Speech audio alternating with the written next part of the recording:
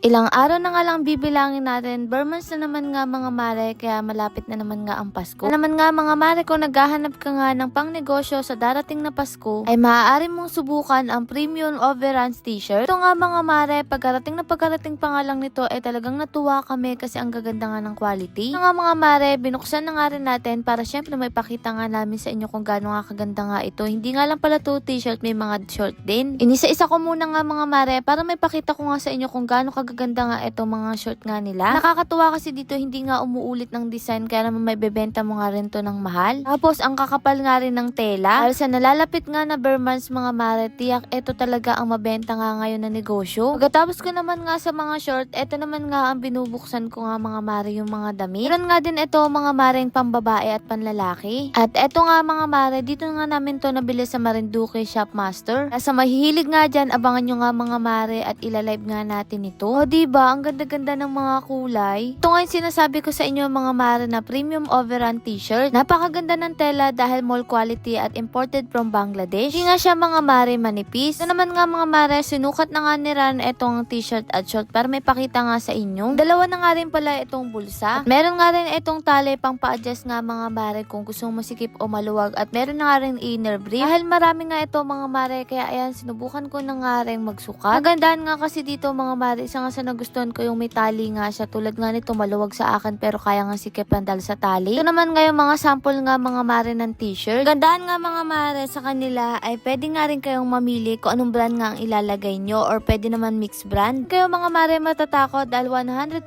legit nga sila. Shipping nationwide, cash on delivery nga rin sila mga mare at meron nga silang pabundle. Ika nga dito mga mare mahihirapan ibenta. Kasama na nga rin pala itong wash tag. Na pang sa nagustuhan ko dito ay napakaganda ng pagkakatahi nga mga mare. Wala talagang mga nakalaylay nga na mga sinulit. Ito nga mga mare yung mga bundle nga nila. Pag 12 pieces nga ang kukuhanin mo ay 1,800. Gusto mo naman ng medyo mas marami, 24 pieces, 3,480 pesos. Balang lumalabas, 145 each. Ilalagay ko na nga lang dito sa screen kung ilan nga mga mare ang pwede mo nga orderin nga sa kanila. Pero nga na mas marami kang in-order sa kanila mga mare, mas bumababa nga ang presyo ng bawat t-shirt. Ito yung mga sample ng pambabae at ito naman nga mga mare ang panglalaki. Sa pagkakaalam ko yung mga ganitong t-shirt mga mare, sa binibilan talaga natin sa labas ay mas mahal mo nga itong mabibili. At ito naman yung mga sample ng short nga rin mga mare, may dalawang bulsa na at meron nga rin siyang pantalim pampasikip at pagpapaluwag. Meron na nga rin siyang wash tag. Solido nga rin mga mare ang pagkakatahi. Tingnan nyo naman, bagay na bagay nga yung short sa t-shirt. Kaya kapag iminodel mo nga to mga mare ay talagang marami nga ditong bibili, lalo na ngayon malapit na magpasko. So uso pa rin nga yung mga ganitong damit nga ngayon mga mare. Kaya naman kung nag-iisip ka kung ano nga magandang negosyo ngayong Burmans, ay naku mga mare, ito na ang sign mo na magbenta nga ng mga premium t-shirt na overrun. Kung naghahanap ka nga ng legit mga mare na supplier, ay ilalagay ko na nga lang dyan para hindi ka maligaw. Wala kang lugi dito mga mare dahil napakagaganda nga ng tela ng bawat t-shirt at syempre short. Kuya Mark nga rin mga mare, nagsukat nga rin dito. At sa magtatanong nga kung magkano naman nga etong short na napakagaganda nga mga mare, ilalagay ko na nga lang din dyan sa taas. Ito nga mga mare, si Kuya Mark hindi naman halatang mahilig nga sa blue, lahat yata kulay blue yung sinukat. Habang andito nga sila Gail sa likod niya mga mare na nakikipaglaro nga kay Ate Sophia niya. Mapapansin nyo nga rin mga mare, andito nga pala tayo sa kabila kasi mas maganda nga dito gumawa ng content. Mga sinusukat nga ni Kuya Mark, ilan nga lang yan mga mare sa makukuha nga nyo. Si mama nga mga mare, nakasabay na nga rin dito kay Kuya Mark at gandang-ganda nga dito sa t-shirt na hawak niya. Naman nga halatang masaya dahil nga nagsusukat pa rin. Kaya naman kung gusto nyo ang ganito kaganda mga mare, ilalagay ko na nga lang kung saan nga kayo bumili para makapagnegosyo na rin kayo.